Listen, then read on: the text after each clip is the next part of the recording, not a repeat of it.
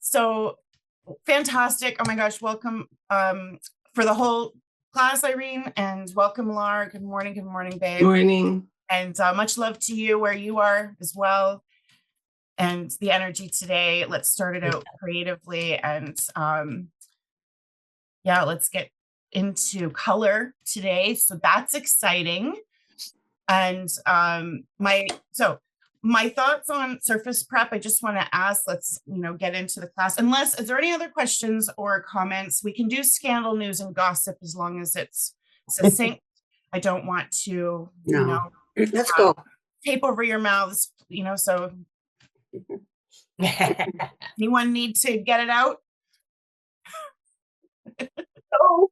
I just need to get another coffee. So I'm going to take my laptop to where the coffee is and, and then I'm going to bring it back. So don't start with me with the surface prep, but I'm listening. So my only question was there anyone who couldn't get the surface, like a gessoed surface prepped for today? Just me. Okay. Oh, here we have Esther showing up. So it's good. We're rolling in a little gently today. Well, you never know, Sharlena. We'll see.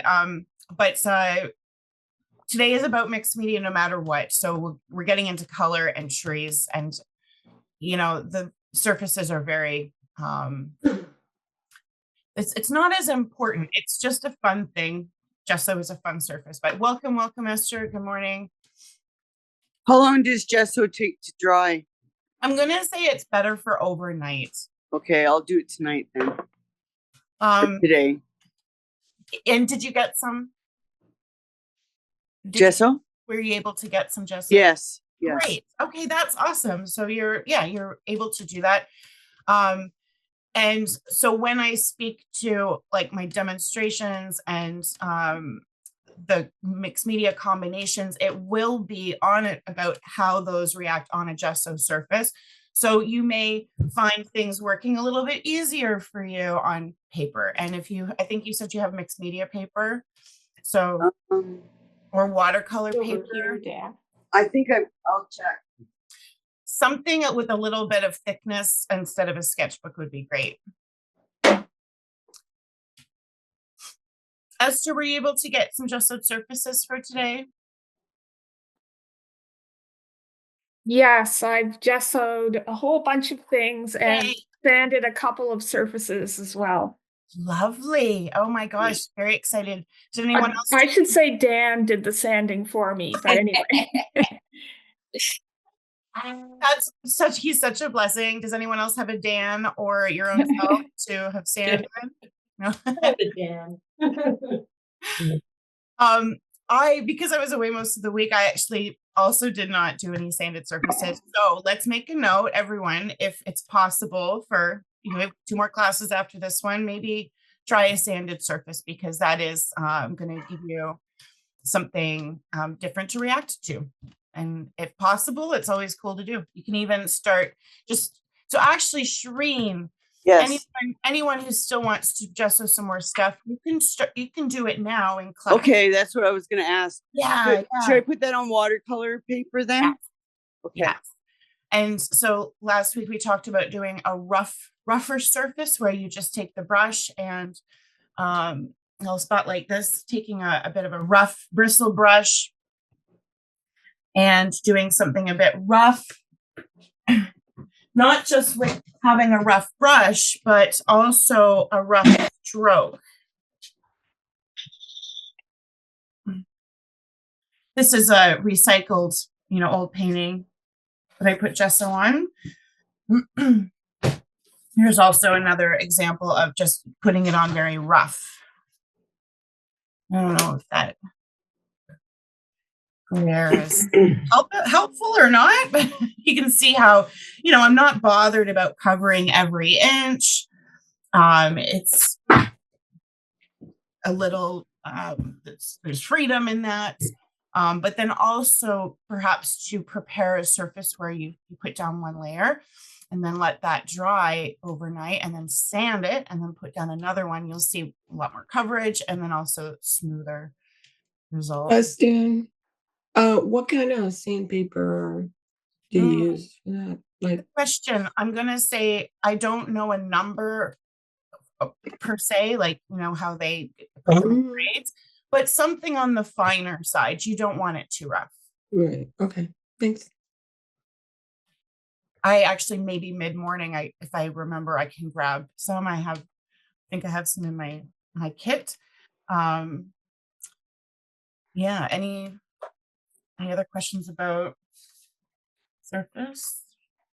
I have a question. I don't know how you will answer it, because I did a few surfaces. I like the rough, look better. Maybe I just show you what I have, and my problem is now I have too many, and I don't know what to do. But okay, I'll bring this over here, and then maybe you can see it. Okay. Great. Let's see. I can do this. Okay. So I have like regular white, right? Are you, Irene, can you just maybe check where you're holding your phone? Because I can't hear you. You might have your hand on the. I probably do. Can you hear me now? A bit better, yeah. Okay, let me turn up. There, I can hear you. Okay, it's probably covering the speaker. Okay, so you see that? Okay. Yeah. So that, Yes. I like that. That's that was just over like an old painting. I don't know. I kind of like it like that. Anyway, I don't know.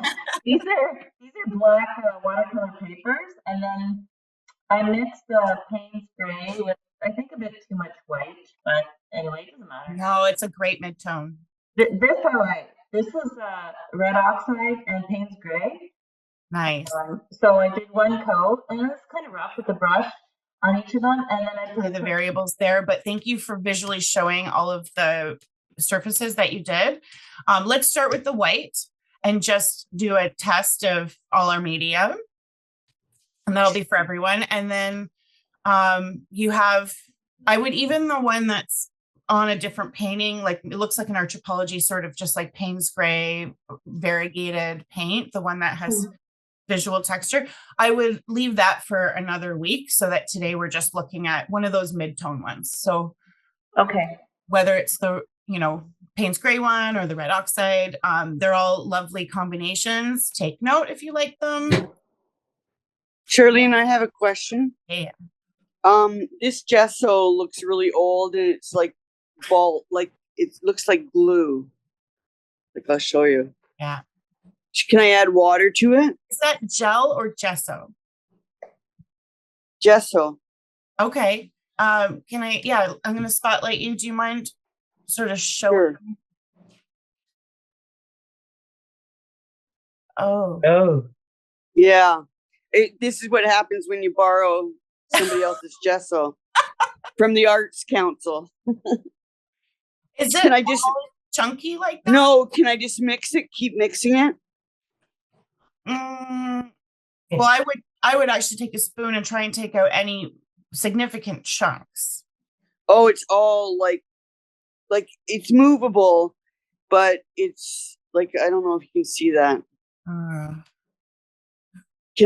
Is it water soluble? Definitely add water. So instead of adding water into the container, Shireen, just some in another Tupperware. You'll be able to wash it. So anything food safe, even a bowl or cup.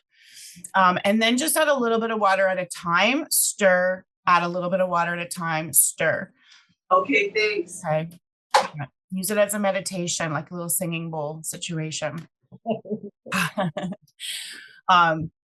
Anyone else have some funky stuff in front of them? Alrighty. Okay, well, we'll as we go forward, we're gonna hopefully feel free to speak out and just mention, hey, I also love hearing, by the way, hey, this is working. Just so it's great to, I'm here if there's something that's not working, but I also love to hear when something is working, and that is very helpful to articulate, however possible. So let's all start with one of the, I had suggested sort of like a cheaper paper. Let's do some sample little lines. Let's talk about the lines that we did last week, which was like variegated and gestural and lyrical and organic. But now let's explore the media that we have. And going to be putting together. So we have our graphite. I'm just going to put these out in a line here. So I have a stick and a pencil. You might have different options there. I'm going to select, this is a colored pencil. I have like, a selection. You can choose one or two. I'm going to choose a crayon, which is not water soluble. It was not on the list, but I just ran into these today and I thought, you know what? I want to try with maybe some resist. And if you don't have that, that's okay. I'll just demonstrate to show. Water soluble charcoal, which I love. You might have another type of water soluble thing, or carbon. I'm going to take one of, just choosing one to do a test, like sort of like one of each thing that you have. Neocolor, this is a water soluble crayon. Just choosing a color based on how I feel.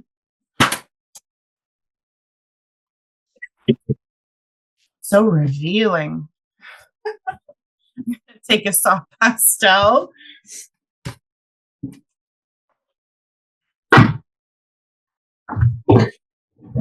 Okay. And then perhaps even a soft pastel pencil.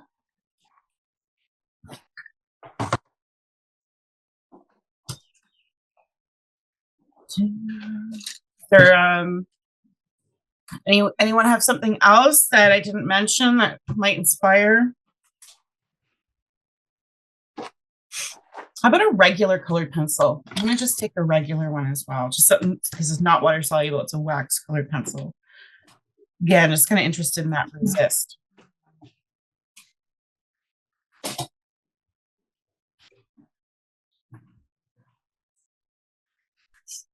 So in testing, aside to, it's quite possible to just test on samples, which we're going to spend more time doing, samples of an actual tree. But I think it's always valuable, even if it's just going to be a quarter or a half of the page, to just do some layering and getting a sense of what everything, how it feels across this surface. So sometimes I'll suggest to write out the actual product name so that when you refer back, you're like, oh, that's the neocolor, that's the pastel pencil, this is a regular pencil. So I'm going to suggest we just start with that. A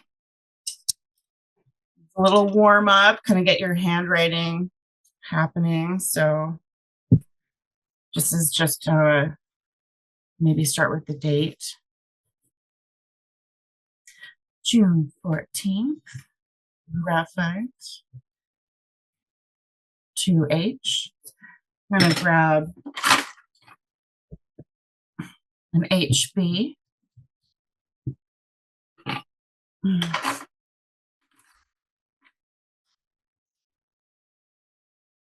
I'm not sure what this is, but I know it's softer. And then we'll do a little scribble, just so you can get a sense of the different weights on the gesso. And if you have the option to explore a couple different kinds of weights, you'll see that on the gessoed surface, something that's like a 2H, which would be very, very light and hard on any other paper, is actually a bit darker on the gesso. So gesso allows for a lot more grip, and it saturates the value. So it's not just about color, it can saturate the value as well. And then I'm just going to do a little smudgy.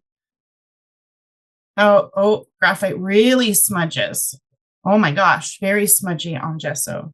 Okay, noted. Efficient.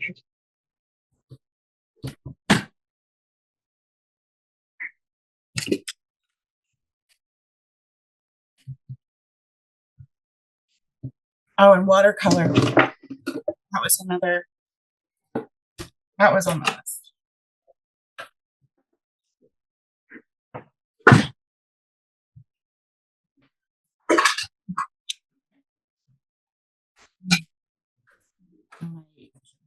Just to do a little scribble. It's really quite satisfying to reveal the texture of the paper with these tools. So even if you don't feel you have a lot of texture from the gesso application, it's going to reveal even the slightest little bit.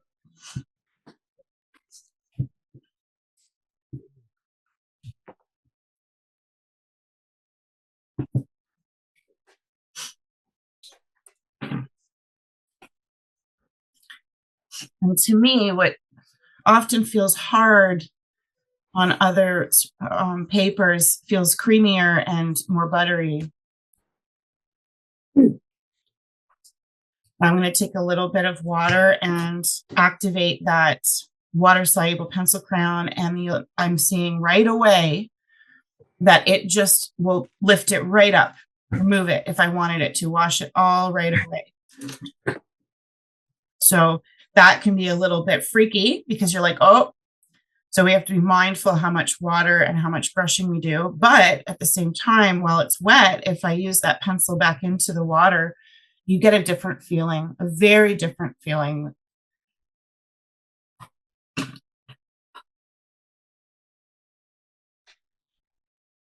But as freaky as adding water to something water soluble is, you can remove so easily. So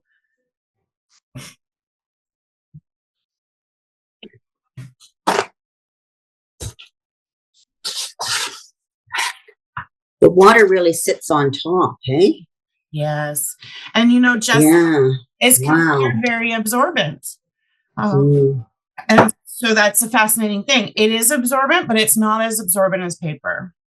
Right. Interesting. Whoa. Pastel. Oh my goodness. Here we go. Now this is a discussion about that dry media ground.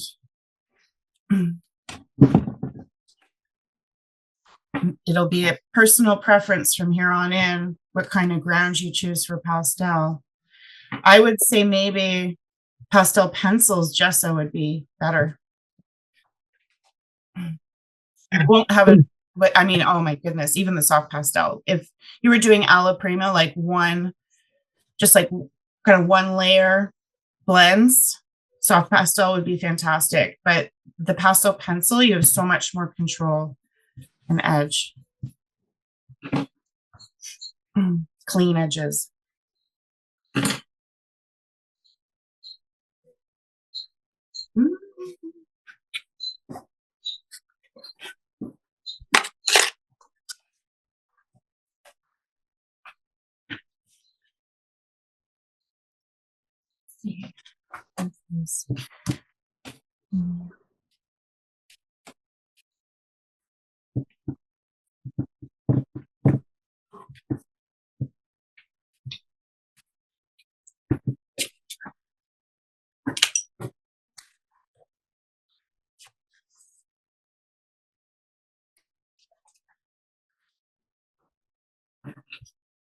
So just getting into neocolor crayons, same thing. It is completely lifting, but you get this beautiful wash.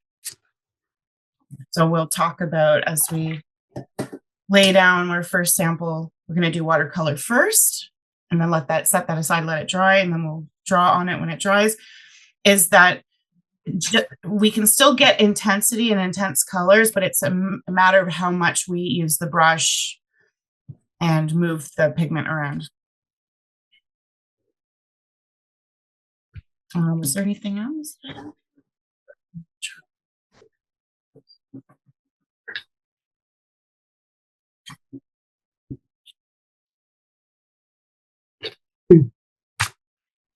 Now, just making a little mark with the nitrum, I've also run into skipping, where it felt like it was resisting a bit of water there.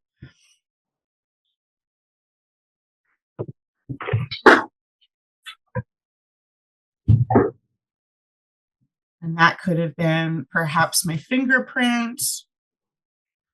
It could have been a little bit more of the polymer of the gesso just in one area.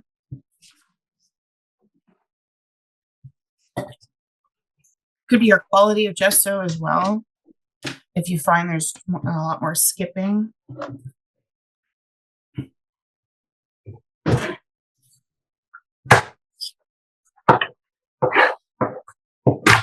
Oh my God. Oh, this crayon is sexy.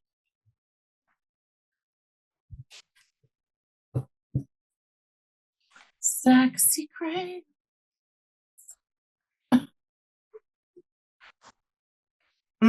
Delicious.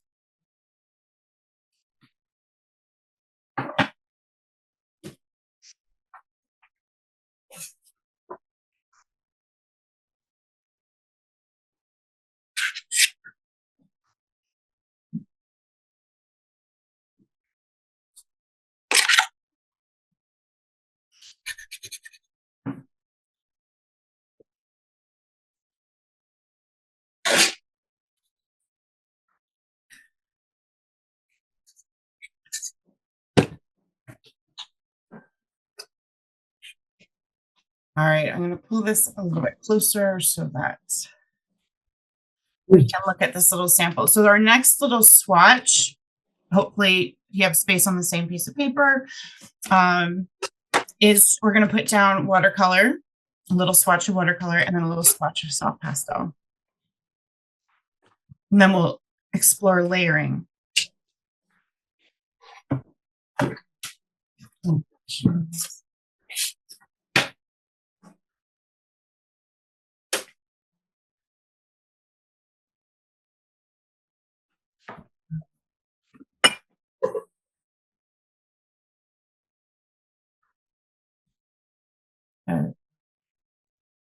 Okay. So you're going to really load up the color with watercolor. What am I feeling today?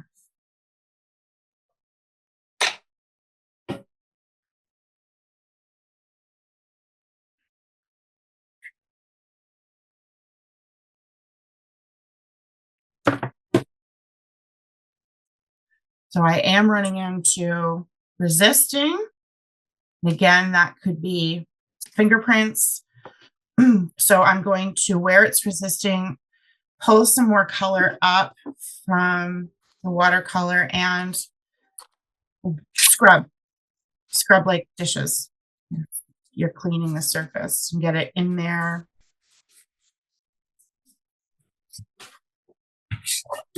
Let's work something of a gradient, something from as loaded with pigment as you can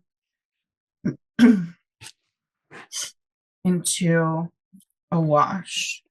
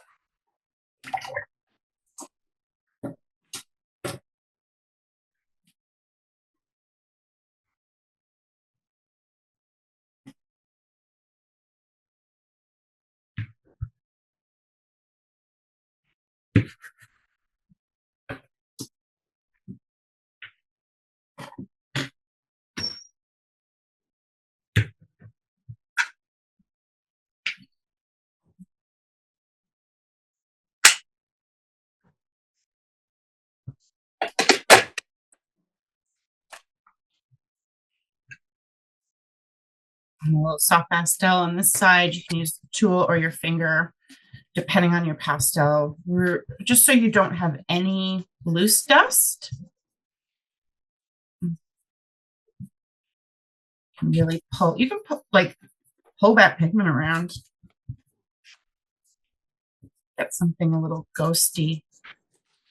It's quite nice. I have little chunks.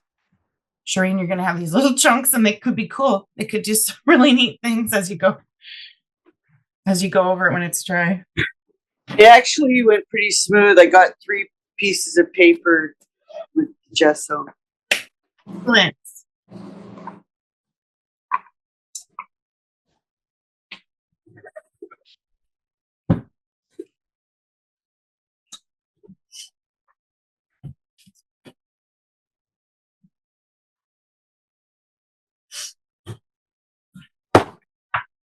I'm going to show a little test here of something that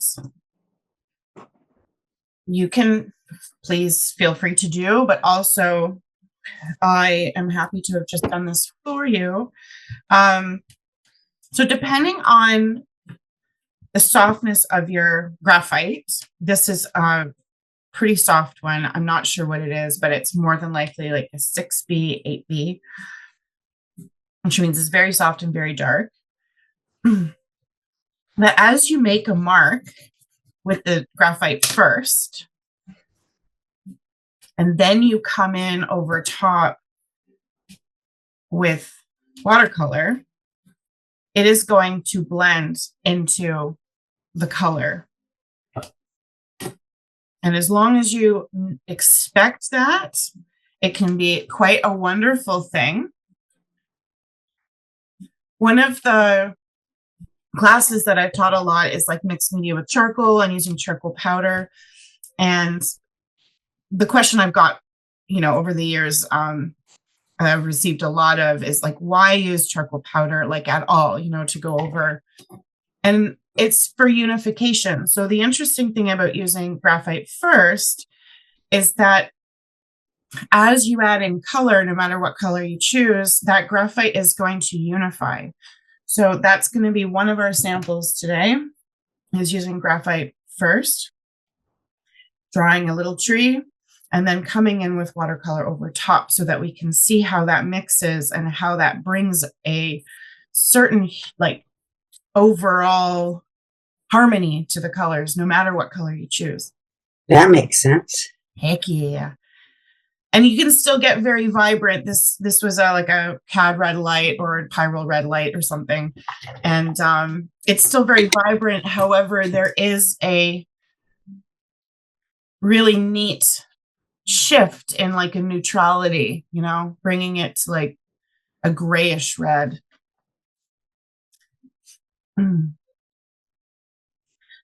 And then you can work into while it's wet as well. So you can bring in water soluble things into the watercolor. But okay, so just wanted to prepare you for that. That is going to happen in a cool way. So we're going to just put down some little swatches. And then at some point, I'm going to talk about fixing things, and that when you don't fix, you get smudge. When you do fix, depending on your fixative, you're going to have some workability and protect the graphite, or you're going to get complete resist. This is a swatch of no fixing, and you can see that the water just goes right through it. This has Spectra Fix, which is right here. It is a casein and a natural fixative that is, pros and cons to it.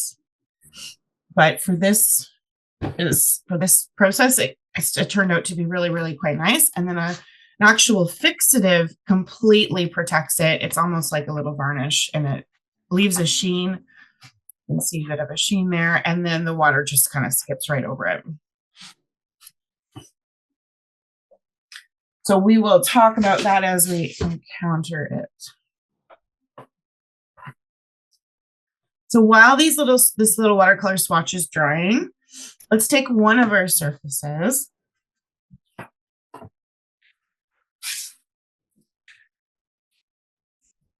And do a little charcoal tree. How do I get color on that? I'm trying to be so clean and I fail every time. I'm just going to chop this paper. So you cannot use Caran d'Ache on top of soft pastel. Caran d'Ache, the crayons. Yeah. It doesn't work. See? Can you see? No, here. I spotlight you. Yeah. Sorry. So here, that's watercolor. This is the pastel, the soft pastel. So it's, I can't remember what that is. Anyway, that's the Caran d'Ache on top. Yeah. And then I tried to go down, and that's it down there. That's over water, but it won't go. Oh. No, it won't go over it. No. It's not. Oh, there it did a little bit, but no, it doesn't work. Maybe if I try some water on it.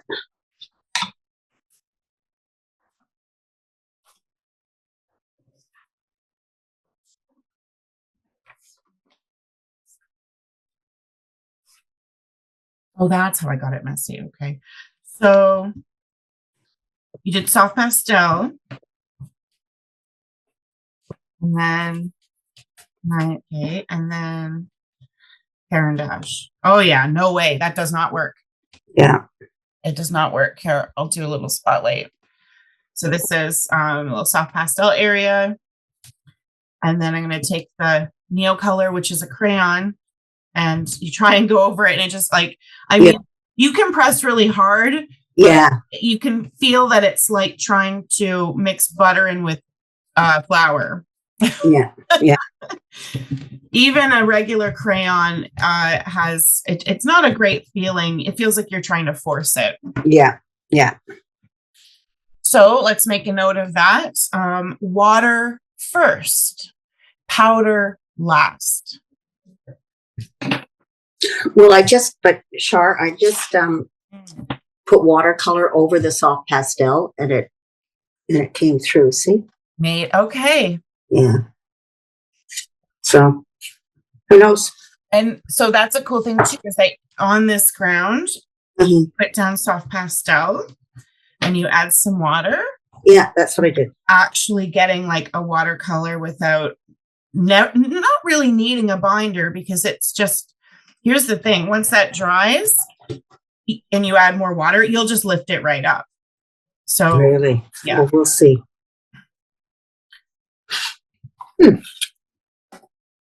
Whoa.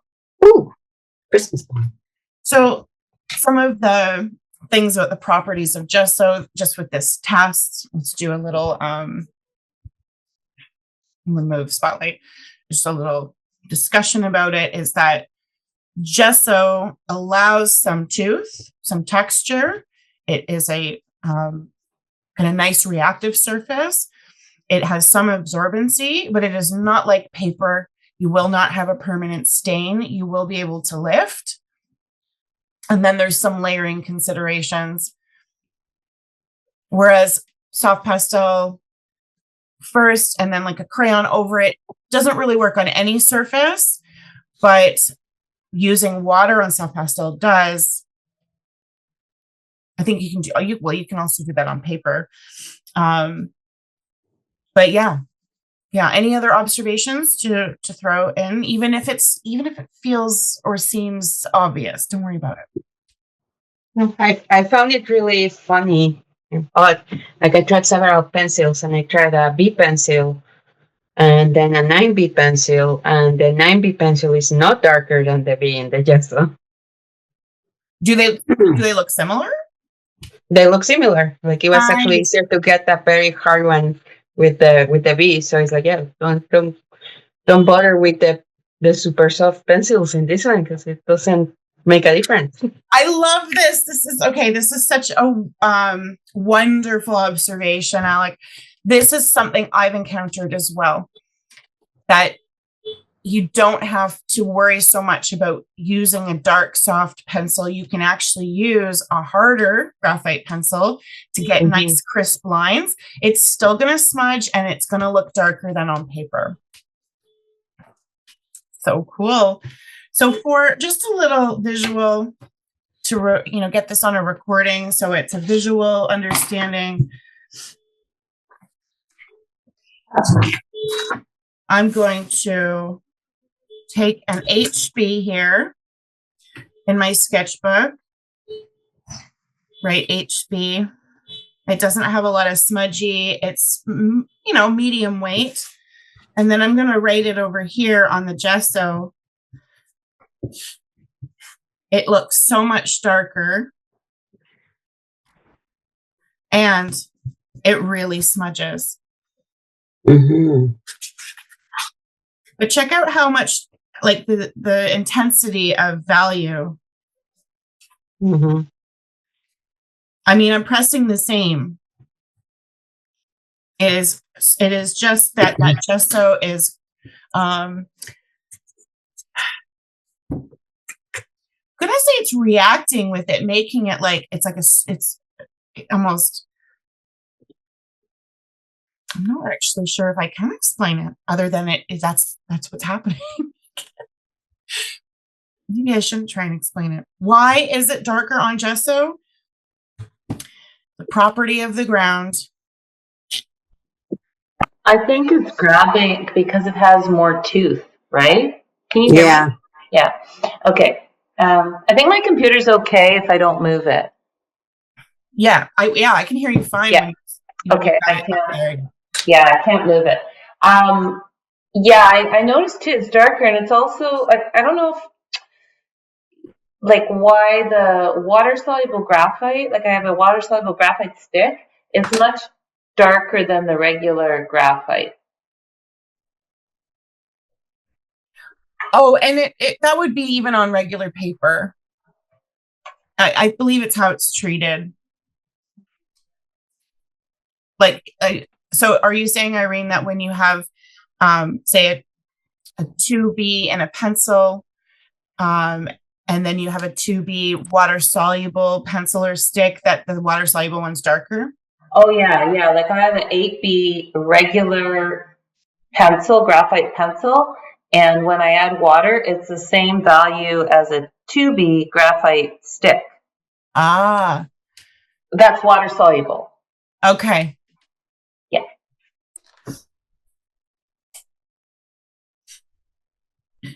So definitely I feel anything water-soluble goes down in value. It's really knocked down. And anything that's dry tends to be higher than what you would normally expect. This is going to be very exciting, because the choices that we might make just on regular paper, we have to now either be open to whatever's going to happen or get a little just go slow, and so that we know that we can make different choices. Okay, so this for me is still drying. So I'm going to do a little swatch about the same size of these. I like doing these small ones just to start, because then if we get these sort of knocked out, we can spend time doing a larger one.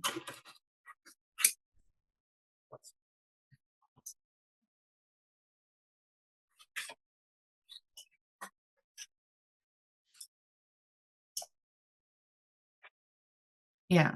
Okay.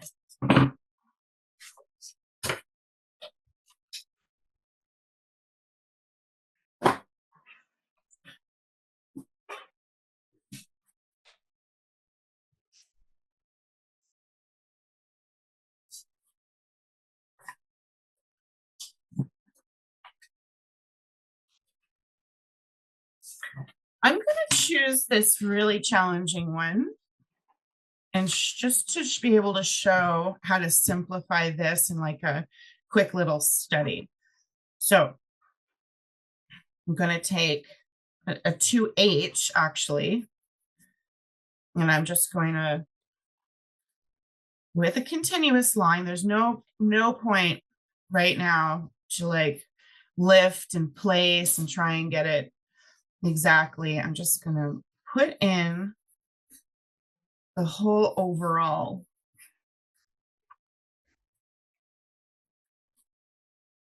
Get that essence.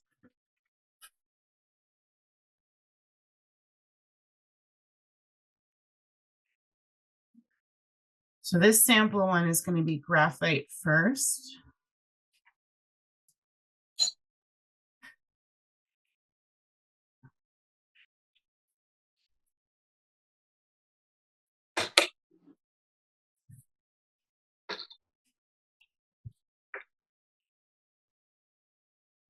I'm going to do a little smudge. Y'all know I never use my fingers, so this is like me letting go. You can use a brush or a rag. You do not have to use your fingers. So really smudging that almost to the point of losing all of those lines. I'm going to jump to an HB and come in and just put in some of the mids. Can you share what you're doing? Yeah, can you show us, Sharlena? Oh my Please? God, sorry guys, I thought I had it spot. No, you didn't. No. Thanks for telling me. Okay, so this first layer was with a 2H, very light. You don't have to have different pencils. You can use one. It's just a light pressure. And I came in just continuous line, just getting the sense of this curve. Is my computer frozen? Yeah, was for a second. Yeah. Okay, continuous. Maybe my continuous line is too fast for the internet. I don't.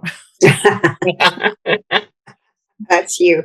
And then I'm going to smudge that out. You can use a rag so that you get something very, very, very soft and like, you know, you feel in a way like you're wrecking what you just did, but you're not. You're creating this atmosphere so that if I go in and I start to put in a couple of lines in this mid area,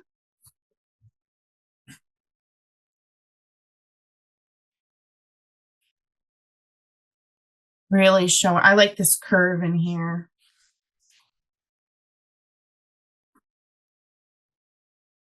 And then I'll take something softer that I have. Oh, this one. And just to get a sense of how different that value is. And then really focusing on main variegated marks in this. This is the only tree that I really need to do any specific work in. And I mean it. I follow a lot of artists who would be considered masters of drawing trees. And some of them are using graphite. That's their medium. Graphite on paper, graphite on gesso is a thing. It really is. This is where over the years I've been like, okay, I have to get into this.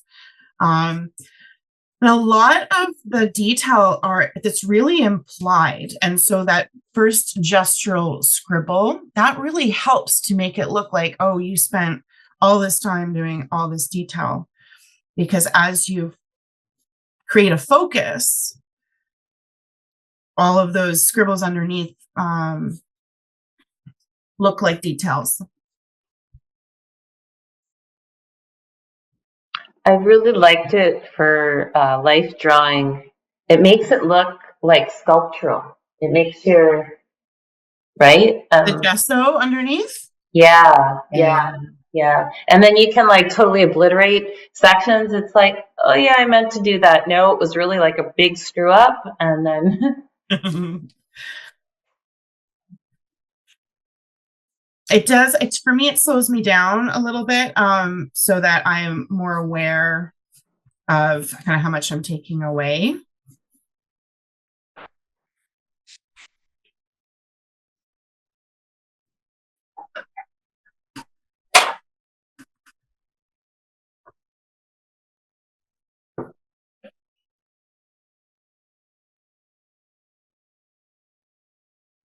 So see that essence, it's really all you need is like if you were to squint here, it's just that angle and then how much of the top it's taking up. So on this little sample, I'd like to ask you to just try a couple of things. One would be an eraser so that you can get a feeling for the erasability on gesso. Does it pull back 100%? Heck yes. So that's great to know.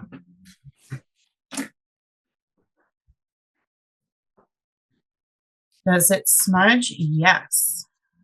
How much does it smudge? Well, if you have a little tool, like a little brush, you can do very selective smudging, which is you can draw with that brush. You can move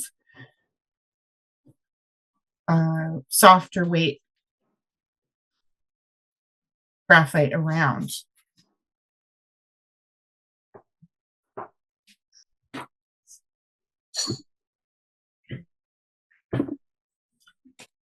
And then for, I have to get one thing. I think I packed it in my bag. Where is it now?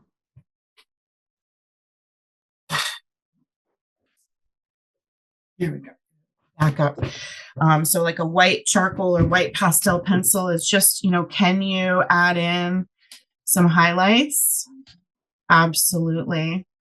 Doesn't have to be white. It could be anything. But I just thought, can I go in and add white? Yes. This is a bit of a tinted gesso that I'm on. So you might want to try like a pastel pencil that is a bit of a color. There's a bit of a color to it. And that's really quite lovely. And you can smudge that. It's not very obvious, is it? Yeah.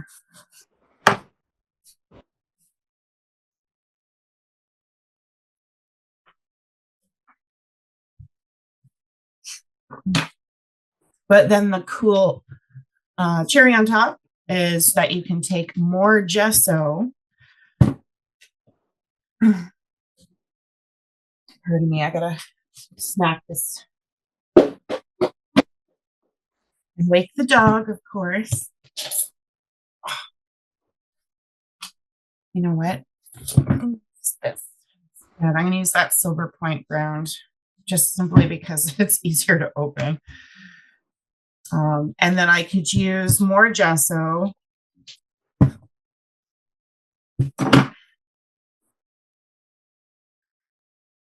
If it's white, you can use it almost like a white paint or white accents, white highlights. And the great thing about using gesso is that if you wanted to then draw over it again, you're sticking with that same surface.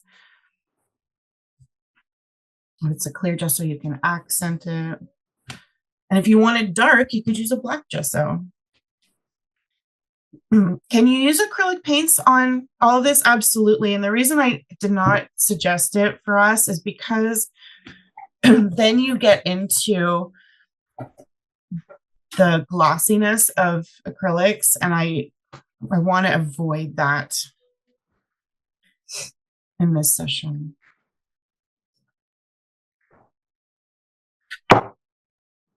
So watercolor we'll experience next is very gritty when it dries. So no problems there.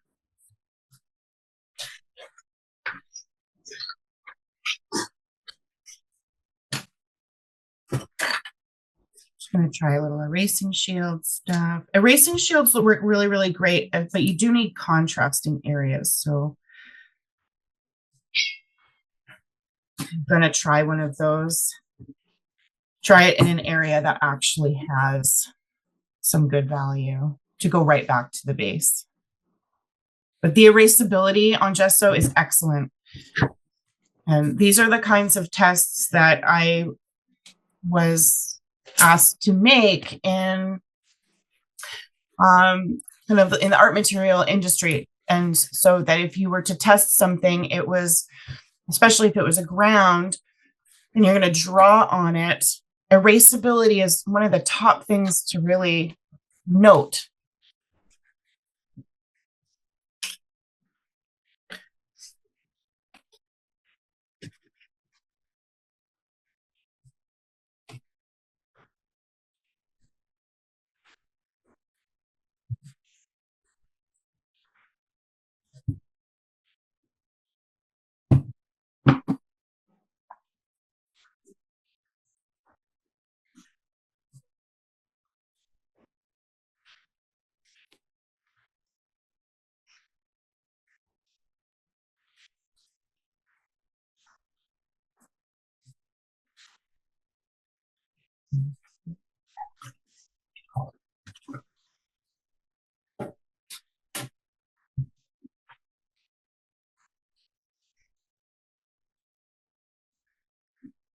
Okay, so a question about, when you spray it with the fixative after, the fixative, like I'm talking about the Krylon workable fixative,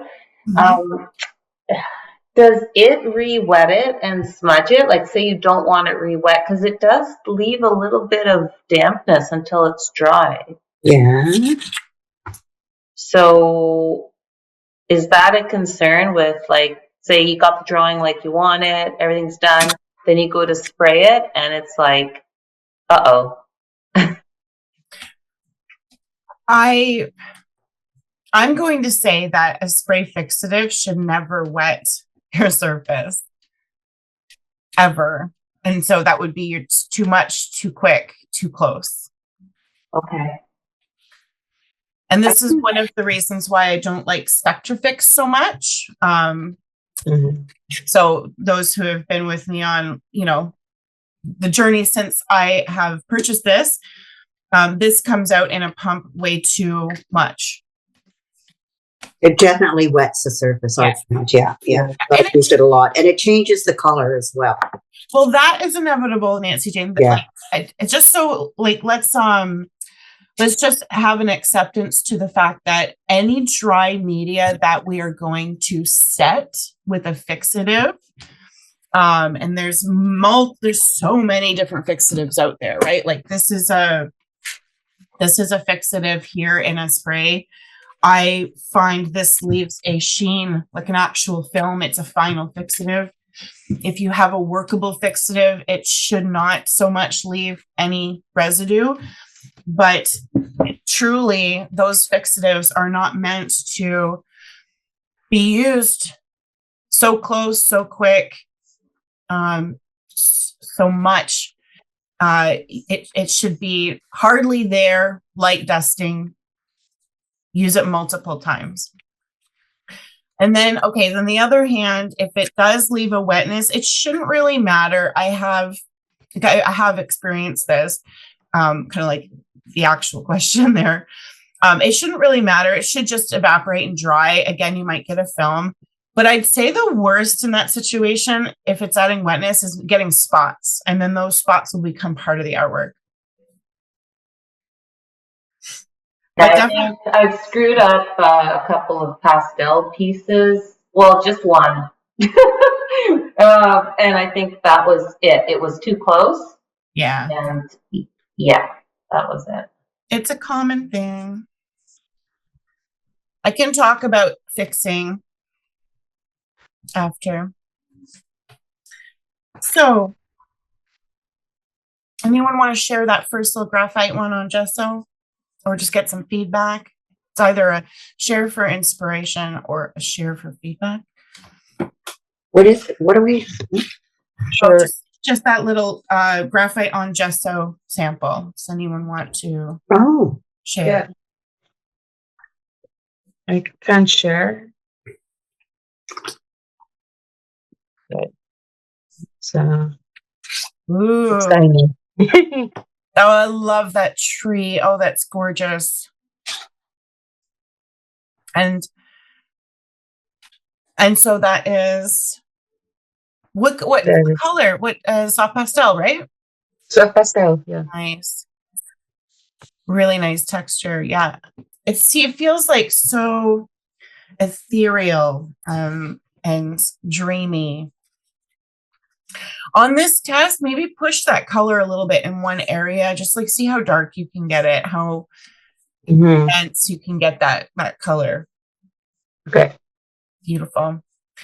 I'm going to suggest that whatever you can do 3 different trees for these little studies, but if you want to, I'm going to do the same one just so that I can see kind of the difference. And Sharlene, just do your trees on paper for now. And so that's just like practicing your gesso tree, your graphite on paper. Beautiful tree of life. Oh, I love the one coming out of the sky. Bring it right to the trunk. Okay. Bring that one in behind right to the trunk, and then the other one with the trunk, bring it maybe like right off or spread it out and do some roots and let it open up its roots. Okay. Great value. Your weights and your lights and darks. So keep those.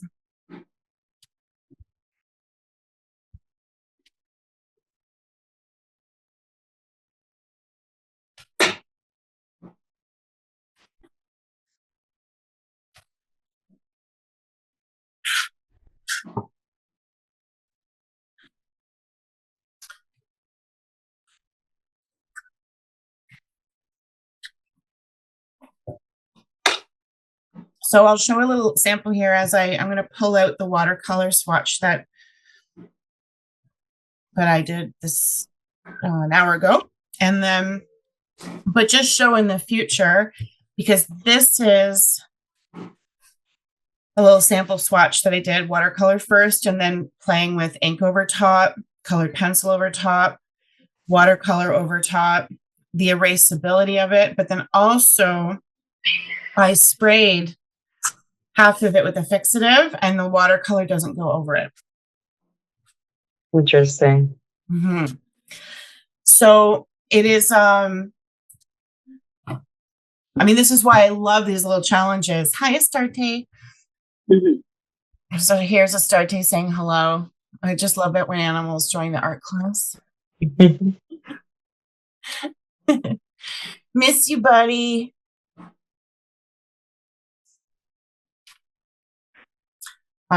Yeah, it's something to consider of like when I was, say for this one, when I was realizing that adding the watercolor, I was losing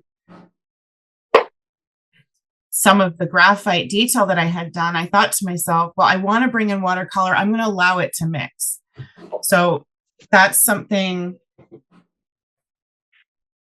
to consider.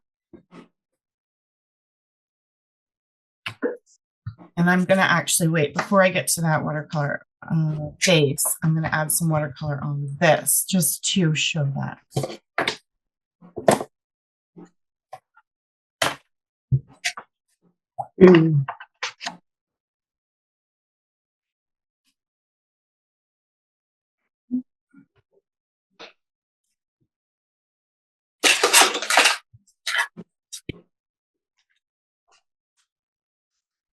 So this is, I'm going to come in with some watercolor.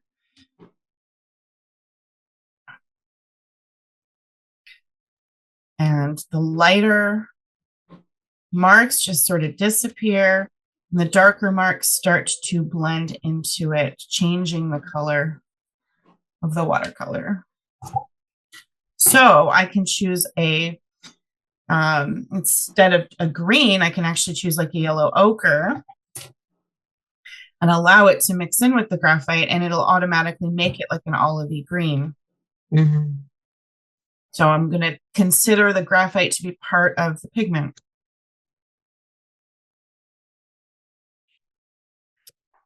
And be very mindful about how much I'm adding, because I don't want to take away so much of that previous graphite work. Yeah. And see how it just obliterates some of those lines. Again, giving you freedom for when you start something. So I'll just get right into, this is the watercolor one, is to just do that continuous line and feel really free about just getting the whole essence of the tree instead of any detail at first. Just really about the shape.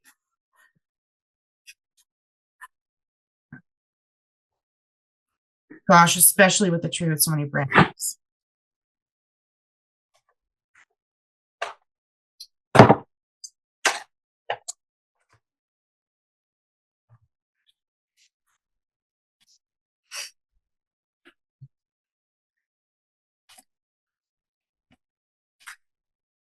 So the drawing on watercolor doesn't seem any different to me than drawing on the gesso.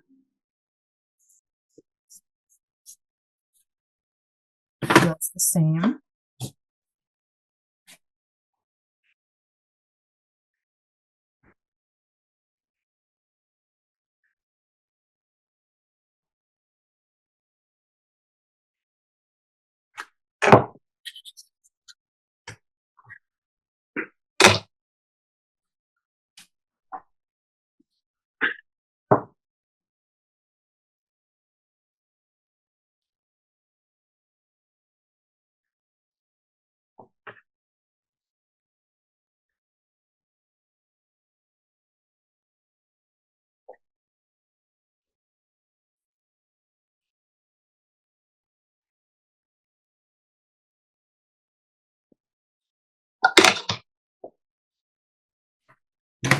Okay, so how does this smudge? How does this erase back? Graphite erased on watercolor. Do I lose the watercolor? I do a little bit. Okay, that's kind of cool. Guess what? I can erase watercolor back a little bit. Ooh, so if there's an area that's too dark, I can use an eraser, or can I use water? Will watercolor just completely lift? Oh yeah. Do I need an eraser or do I just need water? Oh, that's fun.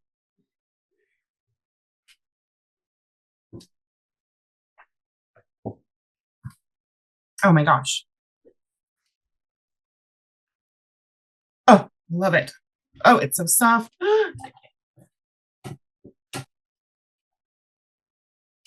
Oh my goodness. It's really nice that you can go well with weather and the paper doesn't buckle.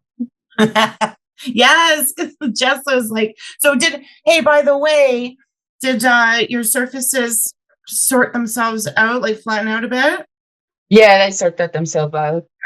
Good. Like once they died, I put them in under a pile of books, and then they're all good. Right. Oh my gosh, guys, painting with water.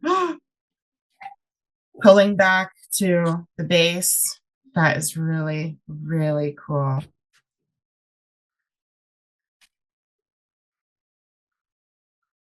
So with graphite, establishing the tree, kind of anatomy, just the simple aspect of it, and then coming in, pulling out the highlights. I am on white gesso though, so you might have to rethink that if it's a dark surface.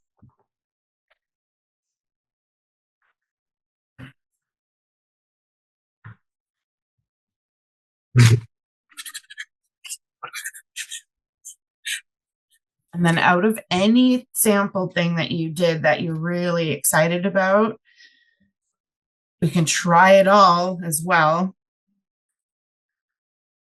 But just add a little bit of everything so that you can get a sense of, okay, this is a pastel pencil.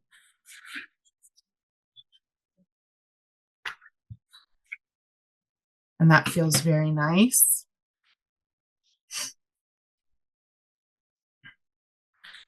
Kind of, I really love this charcoal color.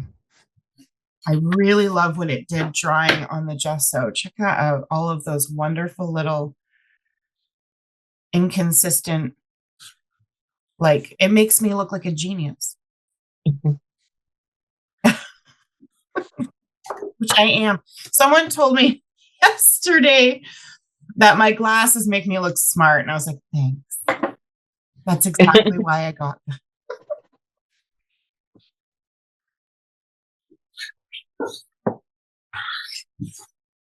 So did you ask them what happens when you take the glasses off? Like, what does that mean? I didn't want to know the answer.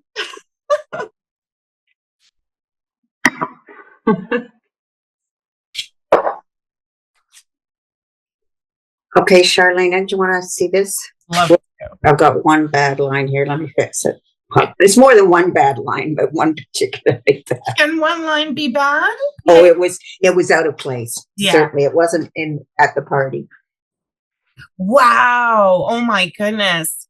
So this is just graphite and then a little bit of like, what did you bring in? Soft pastel? It is, what is it? It's Conte. Ah. It's black. Yeah, it's black Conte. And then it is Caran d'Ache. Then it is hard pastels. And then it is soft pastel. Caran d'Ache and then pastels on top of that. Yeah. That It, sticks. it really, my hands are a mess. Yeah. It really blended too much. So I put the soft pastel on top at the bottom here to break it up. And it looks so amazing how it's layered. There's two different textures and it looks like you put so much work into it. Yeah, right. It does. Yeah. And I like how I didn't want to do too dark because it's hard to see, but you can see all the lines of you can see the brush strokes of the gesso. And I love that. So I don't want to lose that. Yeah. So I don't want to do too much more on it, actually. How did Conte feel going on? Smooth? It probably was smooth, yeah? Found the oil pastels. These prism oil pastels, I guess they are. Or hard pastel. No, they're not oil. They're hard pastels. Sorry. I find it's easier to work with, and it went on better than the Caran d'Ache, actually. Okay. Yeah, it was easier. Well, maybe I need to break up more of the Caran d'Ache because I've got bigger things. So that's something next to try. Is to make a mark with water and then work into that. Right. Yes. Yeah. Because that I think will really so this next sample of the soft pastel, that even if the soft pastel is preventing something because it's soft and dry, you can add water and then really those neocolors and stuff will work better on that wet area.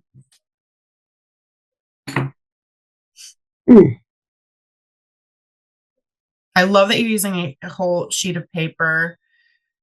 I like doing small samples, but I absolutely adore hearing, I need to go big.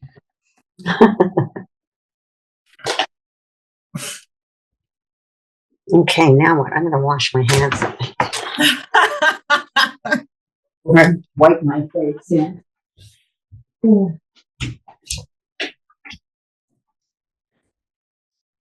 Just going to test like various tools.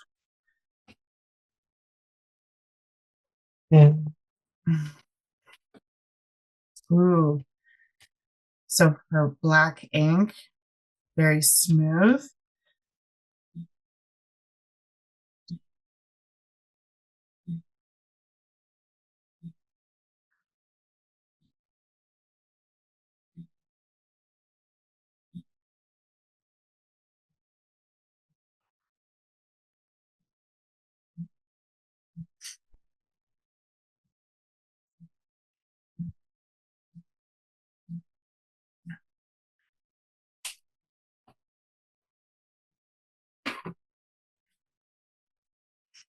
You know, the May class of finding the essence and the simplicity could really work with this. So for that philosophy, I know not everyone was in last month's classes, but for that philosophy, and really now you have kind of like a mixed media sort of element and a surface that you can't overload. I mean, you can try, but you really can't. And I think that lends very well to kind of continuing the exploration of how much do you really need. By the way, ink just kind of pulls right off, which is nice for those who are afraid of ink because of its permanency. But I don't know, was this one permanent? I thought it was.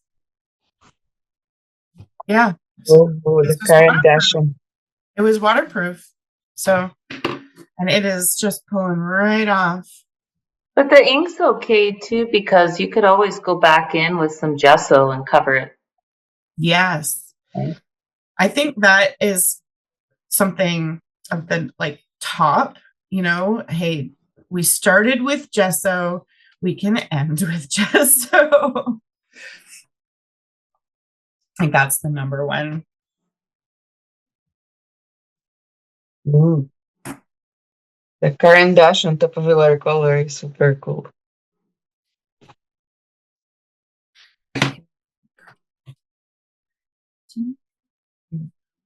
I'm going to try a light color.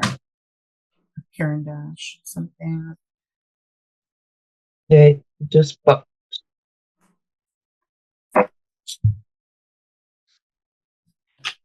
Oh, yeah. And then just leaving it, like not. Mm-hmm. Oh, yeah. But it does mix in with the graphite. Oh, that could be cool. Oh my gosh.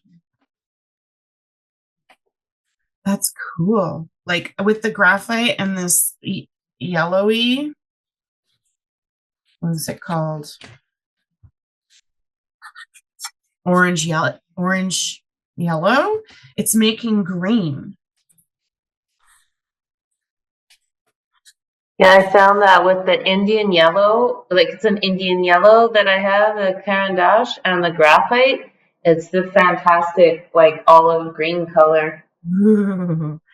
Hey, and guess what? You can take your graphite all on top of the Caran d'Ache.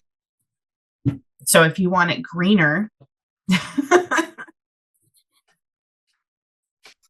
now I was using a really soft lead there. Let's see what this, yeah, you can, I mean, oh yeah, graphite just gets super buttery on top of the Caran d'Ache. It does leave pieces because it's scraping the wax away, but it's kind of cool.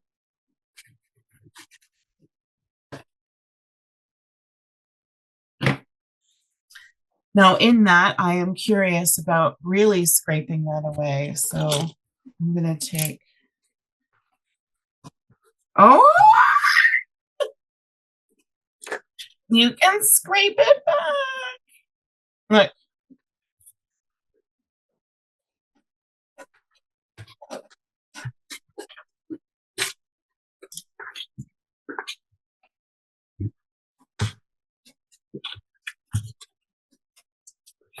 Oh, that's fun. Messy, but fun.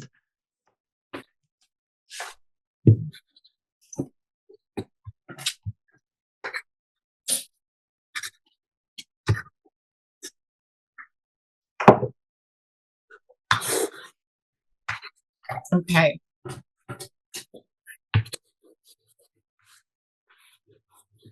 Can always bounce back and forth, but on the soft pastel one, I'm going to approach it.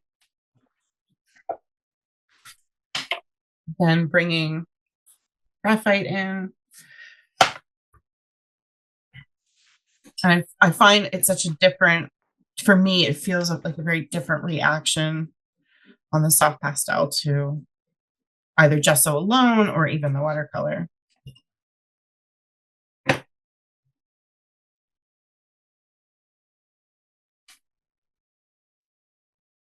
Hey, Boo. You being a good boy? Want a treaty? Yeah.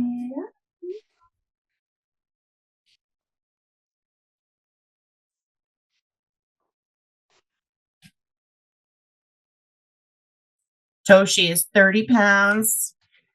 He's Wow. got 5 days left on antibiotics. He's doing good. He's got some more vaccines. It's looking very hopeful. I just weighed his start date, and he's 28 pounds.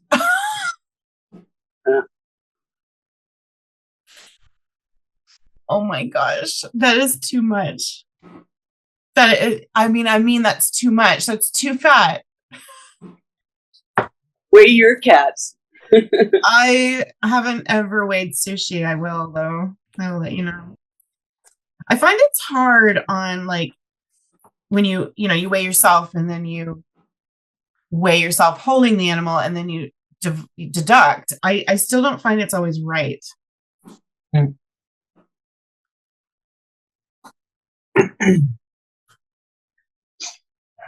So bringing in water into soft pastel,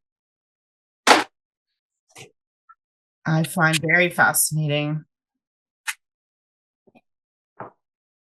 It's going to feel darker at first, but it will dry lighter. And I also feel like on the rim, the graphite is just like sitting on the edge, like it's pooling on the bloom.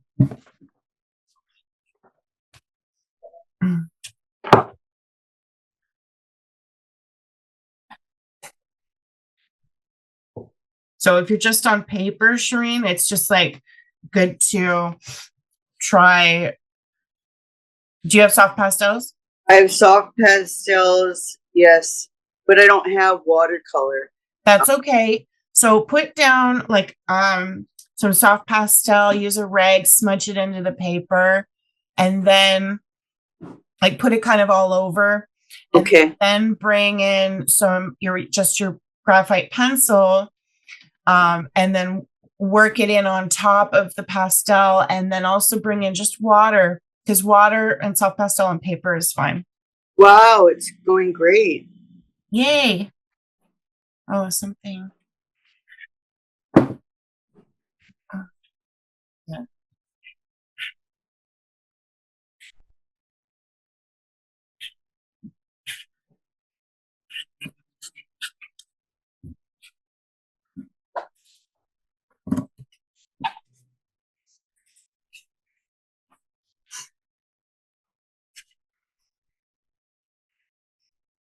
Okay, yeah. And then also to work into the wetness. So if you have any water soluble, anything at all,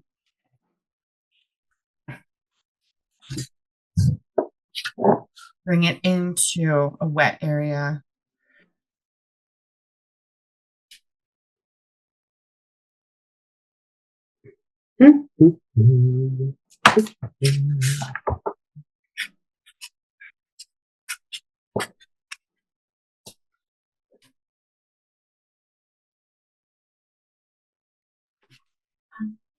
Did you like that? Yeah. Wait.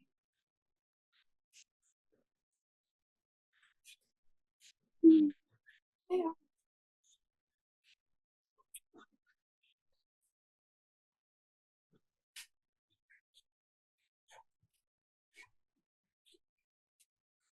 Using a water soluble colored pencil on its own versus into water is such an interesting experience. Like moving one line from wet to dry.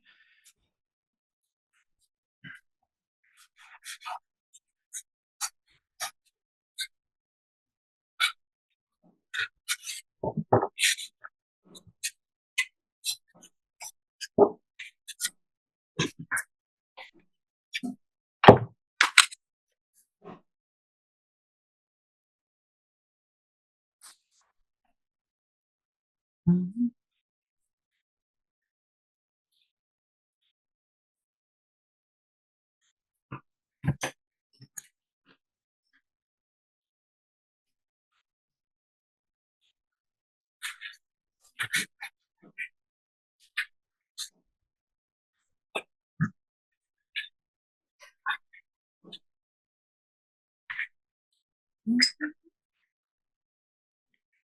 you're ever not sure what to try, just kind of slowly go back to what you have in front of you, what you maybe have missed,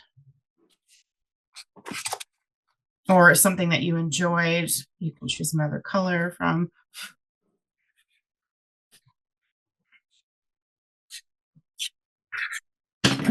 And before I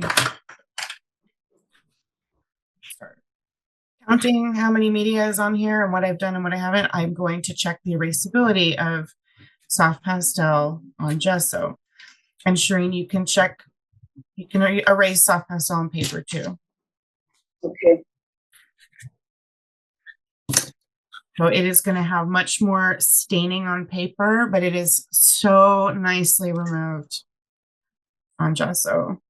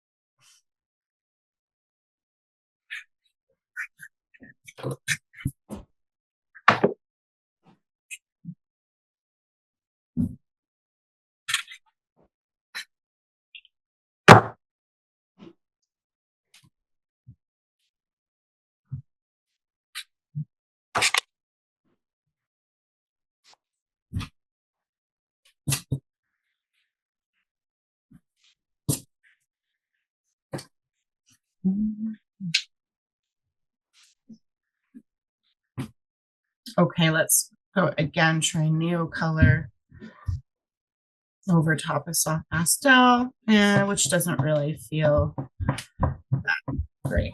But wherever I've removed it, feels nice.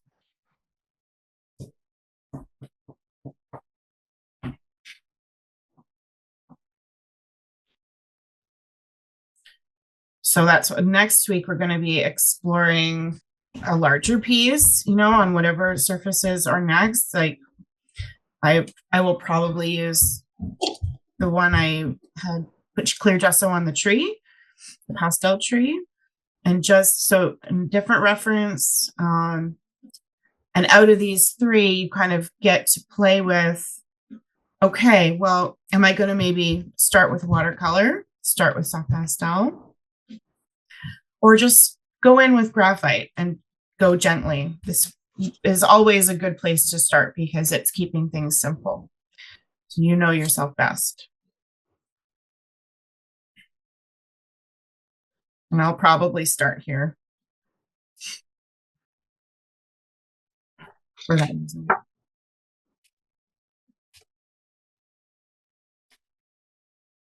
And also work on multiples if you want, just as things are drying. I'm just now not looking at a reference. I'm just letting this little sample become whatever it is, whatever it wants to be.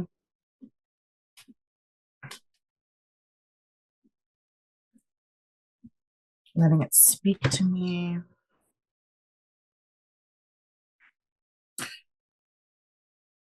I'm going to just pause the recording. I'm going to be back. I just have to go to the bathroom. And then I'd love to see some wherever you are in your little samples and have a discussion about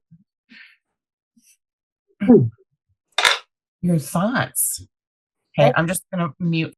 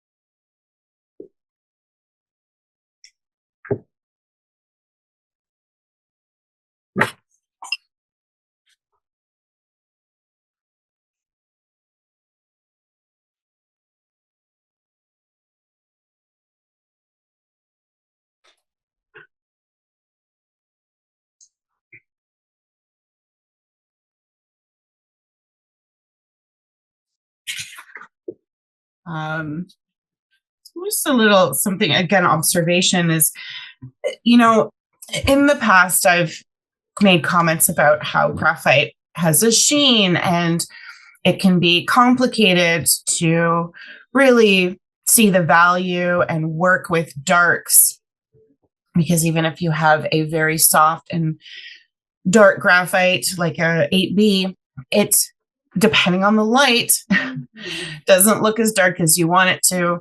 But on the soft pastel especially, I find graphite and that sheen plays very cool notes. Something to look at.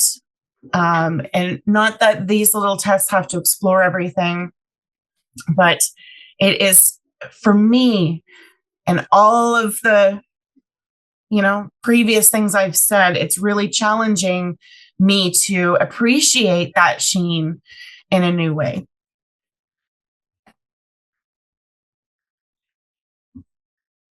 I guess it reminds me of interference colors a little bit, the light refracting colors. That it's okay to have some things that are subtle depending on how you move the paper. And there's, let's see if I can get that twist there.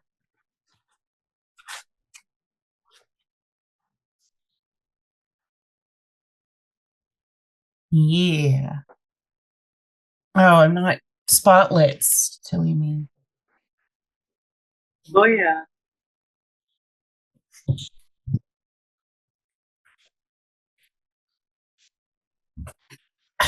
Do you want up there?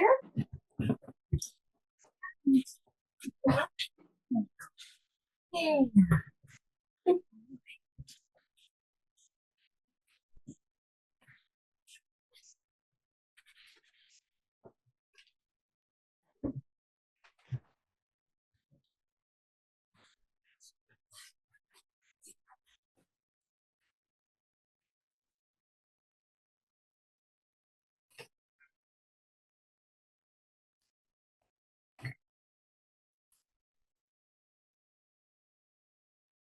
Oh, that's garbage.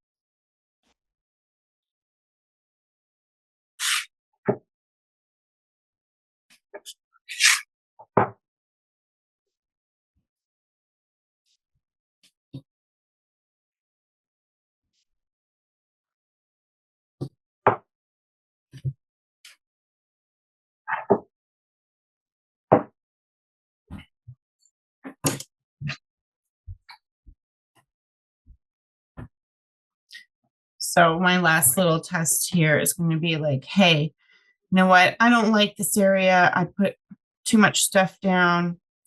I'm just going to wipe it out with some water and see how that feels. That feels good. That feels like the kind of control that we can have and should be able to have.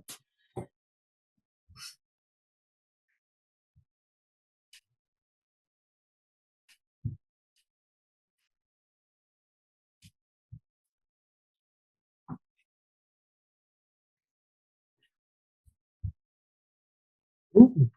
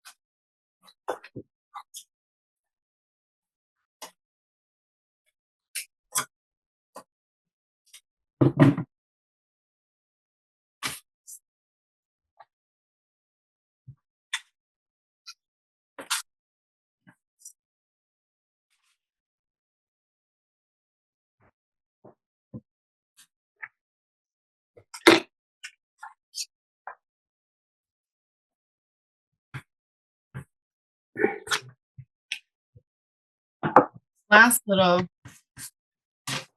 just kind of on a whim test. I'm just going to use, this is not water-soluble graphite. This is just regular graphite. It's a stick, so it's really dark. And I'm just going to paint into it.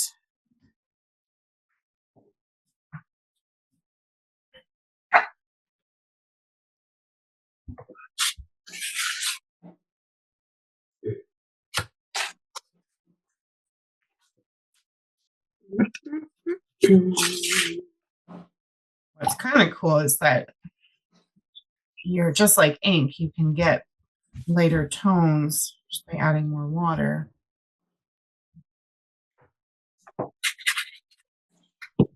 I quite like that efficiency. Okay, you know, just quick little drawn in and then really fill up space quickly.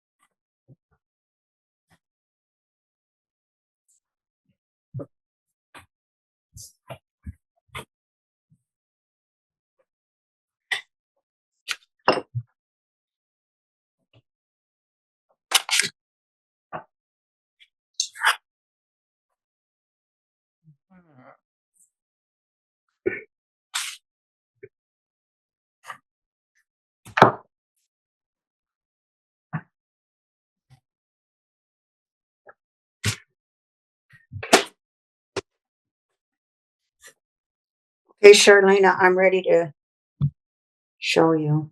Thank you. I wish I'd taken photos as I was going through this process because every time I had it, when I liked it, I added something. I thought, oh no, now I got to correct this. You know, you keep having to balance. But anyway, there we go. Oh my God, it's gorgeous. Yes. That's beautiful. Was that the watercolor one first? No, this is just soft pastel and water. Oh, I did it with soft pastel and then I put water on, and then maybe a little bit of Caran d'Ache at the end. Yeah. oh, sexy and beautiful shape. That is like a really nice tree shape and the negative space around. I love it. Okay. Thank It's you. like very group of 7. Ah, yeah. You're part of the group. That's just, let's get that straight. You're part of the group. Okay. Did you have another one? What? Just the other one that I did earlier, and I ended up putting some more green on. What kind of green? I can see it.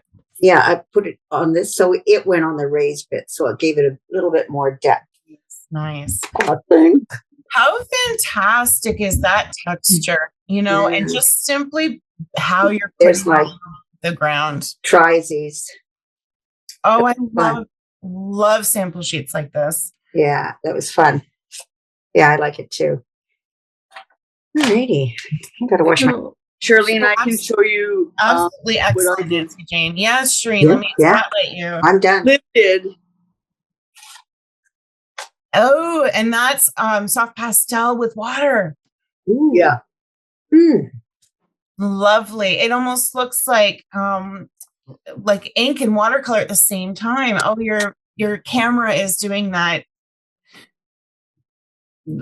Just the thing, that adjusting thing. Great marks with the graphite. I am in love with that. The colored accents are super, but to me, that core of using the graphite, getting some really nice mark making.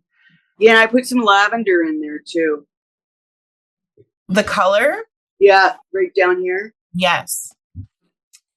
Yeah, the color is spectacular, really. But I love the overall shape of the tree and the graphite, the lines that you used with the graphite. That to me is whatever, is that like a stick or a pencil that you're using? Because you were I working have a really stick well. and I have just sticks. Oh, good. Yeah. Uh-huh. Yes, that's great. Sometimes sticks are like, they just loosen you up, and the way that you've been using different pressure, it's excellent. That's gonna, so try the same when, like tomorrow, try the same tree or a different tree, whatever, but with the soft pastel and water, and like just that same combination so you can see the difference. Okay. Sharlena, also one. Yes, please. Okay. I went a little crazy with this and tried all kinds of different things. So here. Oh, Esther. So I used the graphite, and then I got into some Conte, and then I did some soft pastels over it. I tried some, I tried the what do you call it, rubbing it with my finger, but also used some brushwork that was wet. Ooh. So it was just a big experiment here. But I love it. Like, I love the way the gesso creates texture. You can't really see the texture, I guess, but it creates some really interesting texture.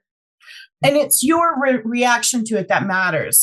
Even if you have subtle texture that no one can, prominently see, it's about your reactions. And Yes. and that's really important for you to observe. I am so in love with your values. You have this strong, dark base, excellent, and then this soft, ground, but then the tree just also feels really soft. So that's just beautiful structure. And it looks like you put interference paint on it. It could just be the video, but that graphite mixed in with the color is just giving that magical vibe. Stunning. Thank you. Fun. Yes. That's great. I've been having a ton of fun with the very tiny ones. Yes. They're super tiny, but Oh my God. Yeah, but they're precious little gems. yeah, so yeah, that one was on watercolor, and there's Caran d'Ache that I really like how it popped, and then some ink and white charcoal, and then this one that was pastel with the graphite, and then I went with lots of water and then gesso on top, and then I started going with charcoal on the wet gesso on this area here. Oh, you brought in gesso again. Wow. Yeah. Does that ever look like an impressionistic result with the softness and the colors? And yeah, the first one, I love how bold. That's really nice to have two very different samples. The intense, bold, really great, dark and vibrant, but then that's soft. And then, yeah, the way that the gesso mixes in with the soft pastel. Yeah. So cool. It was very cool. It was a challenge because I was using this brush for the gesso. I'm proud of you. So that was kind of fun. Did you get it with your fingers a little bit? Yeah. Yeah. I find actually like if you're okay with using a big brush and then just like getting it on there and then using your fingers to move it around, you have a lot of control if you're okay with that. Nothing wrong with gesso. Yeah, no, it was very cool. Well, I used the brush to get the gesso in, and then I used a charcoal pencil to move it around and started mixing it with the charcoal. Ah, And yeah, that. fantastic. So is the pastel one a little bit different? Like it seems like you kind of went into a different place with that, just where it was guiding you. Yeah. Yeah, just the colors moved and mixed funny. And yeah, I did a bit more on the other one to add more of the color. Yes, yes. I mean, that is a finished piece if you matte that. It was beautiful. So graphite and soft pastel, I think it should be something to push again next week. Yeah. But you definitely get to choose. But I really like that combo and what you've done with it. It's been really fun. I wasn't expecting to like the tiny pieces so much, but they were really fun. If you cut those out and you matte them, you can actually have like because I worked in a frame store, right? Like small 2x2 pieces of art. You can do like really great framing stuff with that. Huh. And like both of them, right? Just really take a picture and crop it so on your phone you can see how it would look like without all the stuff around it on the sample sheet. Well, I'm thrilled to hear fun as the motto for today. Oh, I have one last treat for this little guy who's getting restless. Yeah, there you go. Okay, that's very, very exciting. Christine, what has been happening in your studio? You don't know exactly what's been happening. Started with this. Oh, fantastic. Interesting. And it moved to this. Okay. Ooh. Oh, I like seeing the removal. There's some interesting things happening with the removing, and then the glaze. Okay, look at that glaze, that difference on just the gesso and then the graphite. Yeah, so that happened. Yeah. And then these happened. Ooh. So, Those. thank you for merging the whole like essence and simplicity with this. That's stunning. Stunning. So that was fun. Yay. Talking about simplicity, this is where I warmed up this morning. Oh. That was the essence when you were talking about essence. Yes. Were those soft pastel sticks? Yeah. Just delicious. And that you stopped, you are feeling it. It is in tune, really. You are a tree, my love. I love trees. All trees. Laura, darling, let's give you some feedback. How's things on your That was just less testing. Oh, that's my goodness. Ooh. Just playing around with it and figuring out. I went with pastels on this side. I used more watercolor on this one. Just playing around and figuring it out. It's really interesting. I had fun. Oh, the movement of both of those, like, I mean, I'm kind of glad they're separate, but I mean the fact that they do also go together, but the movement of the one and in the branches. I love that you played with two different palettes as well. Always a big fan of that when it comes to testing. It's quite, for me, very interesting because they both feel like there's soft pastel in them.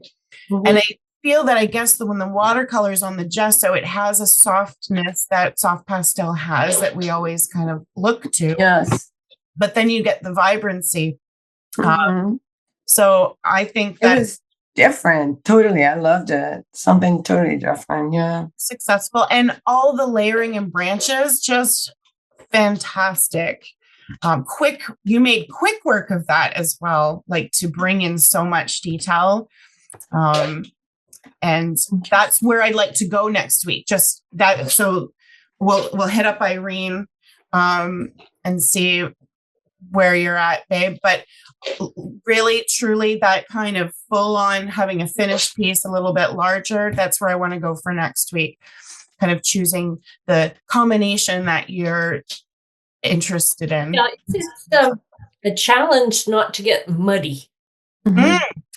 Or what about just going muddy? Going with muddy. Embrace the mud. Embrace the mud. Embrace the mud.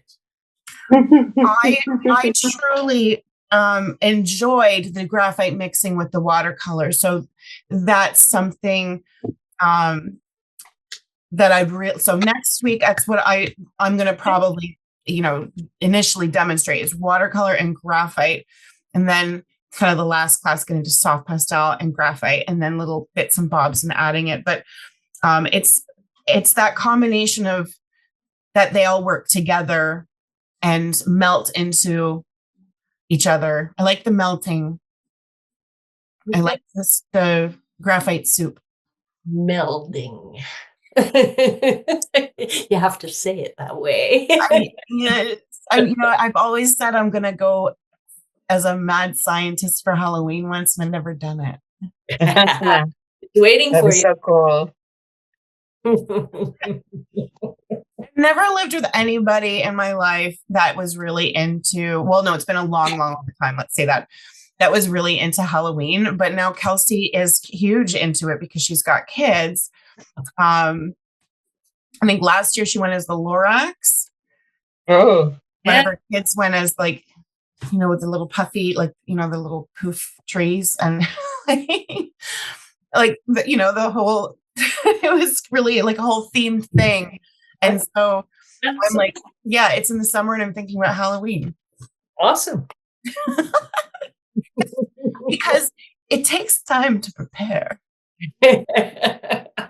yes. But you have to experiment. I think I'm gonna have to this year. Yeah. It's I don't know where in the country do you go trick-or-treating, but who cares?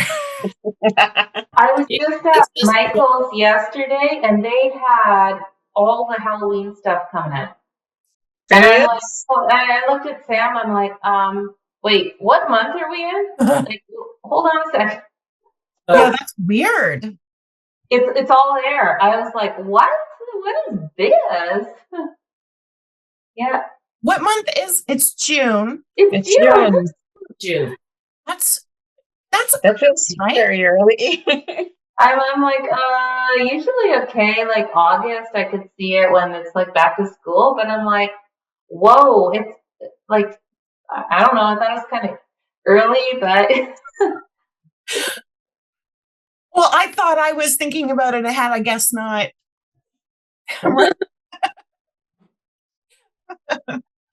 Oh my goodness. No, Michael's is well, so what did you go into Michael's for? Share. So I get some like pieces framed there. I really like this one framer. He's really great, Reggie. There's only one store I'll go to. I don't like the other one. And yeah, I just keep going. I've sent Ruth there to go see him. Yeah, they're really good. Yeah. Excellent. Yeah, if you find a good framer, stick with them. Yeah. Do you mind sharing, Irene, your work? Yeah, I'm working on this. So I did, my battery died. That's why I had to go look for my charger and then plug it in. So I did the test. I don't know if you can see. It's kind of dark in here, but if I... So, what I liked the sheen on the, I don't know if you can see it. That's the neocolor 2, the Caran d'Ache, different colors. Then I used the graphite over top. I don't mind the sheen. I like this kind of stuff here. Soft pastel? That's a pastel pencil.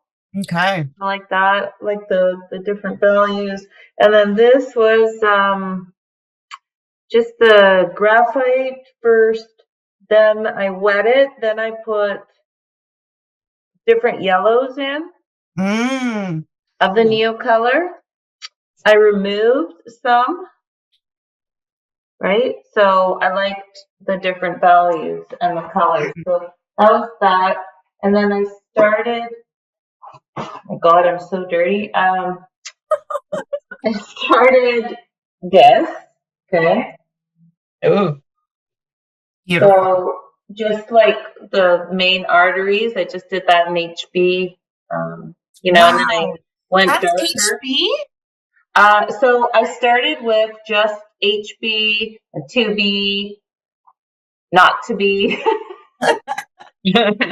just to get like the main arteries. And then it's not flat gesso because I put it on with a palette knife. So then when I started like smudging it with my hands, which you can see with, you can see the little veins because with the palette knife, the gesso's like ridges are actually like little branches. So I like that. And then I just started putting in those two different yellows to make it moody.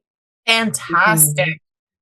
It's not dark enough though. Like I don't know, like this is a pretty dark value, but I could always make this darker, and I'm removing some, but I know the eraser, once it gets dirty, like it's not doing a good job going back to the white. So I might just like spritz in areas with gesso if I want, like just put little bits. Okay, I have some ideas for you. Okay, so you could spritz with water and lift. So you can take a little Q-tip and lift. The eraser, yes. So have a scrap piece of paper to get the extra graphite off. That's the thing with erasing graphite, having either sandpaper actually or paper. But with the water I think removes better in this situation. So that's either the spritz or a brush with water. And then if everyone would, like Irene, if everyone wouldn't mind taking a picture, sharing in the group, or at least in a Facebook group. I don't think I made one for ours yet, but I will for those who are on Facebook. Because Irene, I think that is dark enough. I mean, I don't want to question, what you'd like as a result, but that with graphite, unless you come in with ink, but then is that too stark? Like this is an opportunity to actually play with a different sense of your value scale and what is your dark and not being black. So consider that. Yeah, I don't necessarily want to go in with the ink. I mean, then it's just like too much stuff. Sometimes there's just too much stuff for me. It's like, okay, I tried a few things. This is what I like. I'm just gonna do that because I'm like just get too distracted and then there's just too much going on. Right, there is just too much going on. I think we can all agree on that. And you all know me well enough to know that I can so easily complicate things with mixed media. So I'm going to make a promise to you and myself that next week I'm going to keep it simple. Okay, keep it simple. Graphite is the core here. Because I do feel that there's a lot of potential with that and value-wise. So pick a tree. So this is your setup for next week, is to have a surface, one or two. It's nice to work on two. It's up to you. Choose a reference. I have tons if you need, but please, I'm sure you have lots of tree references. Just hit me up if you want some. Let's approach something that is really still exciting you at this very moment after working this morning, which fantastic work, by the way, everyone. That was just like, can you believe it's noon? What? 5, yeah. Well, it's 9 here. yeah. And it's 10 for you, Alec, right? Yeah, it's time for me. I'm impressed with your getting up so early, Kristen. Yeah, you both have so much more to the day, but you get an absolute award and happy dance from me for getting up and actually like this is why I like morning classes, is that now you have the rest of the day knowing that like you've already accomplished so much. So, you know, if you decide to do nothing and like catnap for the rest of the day, you're golden. Love it. Love that. So yeah, next week, larger. So I guess my request is choose a reference that's exciting to you, minimum one, and let's go larger. That is up to you as well. So think about the surfaces that you prepared. And perhaps now you want to change a surface or do some little sanding and give yourself some options. I am going to prepare that now that I'm home. The next week, I'm going to prepare a nice smooth surface as well.